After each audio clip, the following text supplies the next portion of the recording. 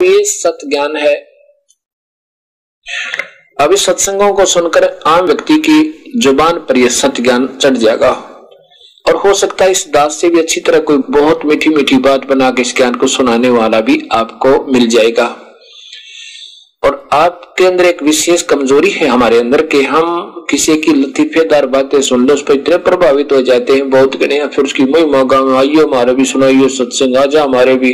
इससे क्या होगा कि आपके हृदय में उस व्यक्ति विशेष के प्रति अपने गुरुदेव से ज्यादा श्रद्धा बन जाएगी और ऐसा बनने से आप पतिव्रता पद से गिर जाओगे। ये गुरु महिमा माता है। गुरु को तजा बजा जो आना था पशुआ को फोकट गया ना, उस वो आपको मीठी मीठी बातें बता सकता है इस ज्ञान के आधार पर दे कुछ नहीं सकता। जैसे प्रधानमंत्री या मुख्यमंत्री किसी विशेष स्थान पर जाते हैं, उनसे पहले वक्ता बहुत कुछ बोल देते हैं, ऐसा और जमीन आसमान मिला देते हैं, हमारी सरकार ये कर देगी हम ये कर देंगे, लेकिन वो कर कुछ नहीं सकते, वो बोल सकते हैं।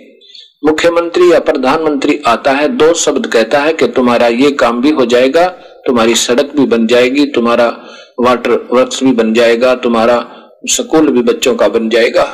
उसने इतना ही कहना, वो उसके शब्द में शक्ति है और वो बोल रहे थे उनके शब्द में शक्ति नहीं है, वो नहीं कुछ कर सकते थे। ऐसे ही ये ज्ञान सुनाने वाले केवल व्यक्ति प्रभुता तो पा जाते हैं बोली समाज में, लेकिन इनके पास नाम देने का अधिकार है नहीं, शब्द शक्ति है नहीं, ये कुछ नहीं दे सकते।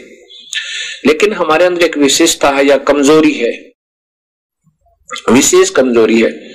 एक समय एक कमाल जो मुर्दा जीवित किया था कबीर परमेश्वर ने, अपने बच्चे की तरह रखा और उसको नाम दिया, सतनाम दिया। अब जवान बच्चा था, थोड़े से दिनों में सतगुरु की सुनकर बातों को बड़े मीठी मीठी बातें लतीफेदार सुनावर काफी संगत प्रभावित होगी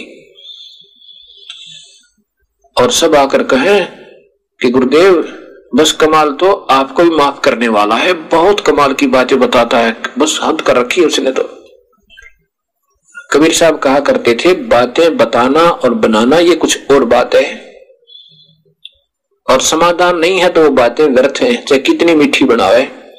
और ये कह देना कि आपके तुल्य है या आपसे भी बढ़ गया है तो भी आप पतिव्रता पद से गिर गए, आपकी भावना गुरु से अटकी, आप नामहीन हो गए, आपका नाम समाप्त हुआ। इतना ही नाजुक नाता इस प्रभु की भक्ति का है। कबीर साहब ने उस कमाल को भी समझा कि नादान क्यों अपने कर्म बिगाड़े, तू अपनी भक्ति कर ले, ना गधा बना, वो ऊपर तेरे ऊपर कृपा हुई है प्रभु की और अपनी भक्ति कर ले, इनको मत गुमराह करे। अब ये 2-4 बार सतगुरु ने उसको टोक दिया तो कमाल नाराज हो गया और जाकर के ना काफी दूर की तो और जाकर के कहीं पर अपना आश्रम बना लिया, क्यों वो चेले चपटे जो गुरुदेव के थे वो उसके ऊपर प्रभावित हो गए थे, उसकी मीठी मीठी बातें सुनकर कि आप वहां आश्रम बना लो, अलग से रहा करो।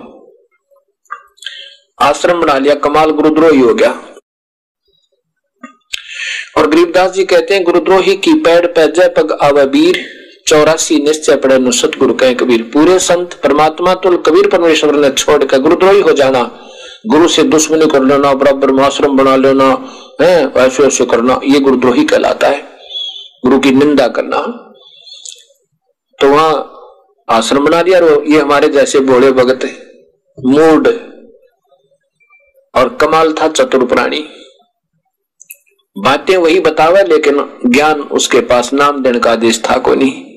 तो यहां कहा कि चतुर प्राणी चोर हैं ये, मूड मुग्ध है ठोठ, और संतों के नहीं काम की इनके देगल जोठ। इतने सत्संग सुनकर फिर भी आन संत से भगत से प्रभावित होते हैं तो उनको कोई ज्ञान नहीं, उनका पल्ला वो तो मूड है और वो मूड उन नादान नीचों जैसे ही है, कमाल जैसे के, उनके पीछे पड़े रहो और जाओ नरक में दोनों।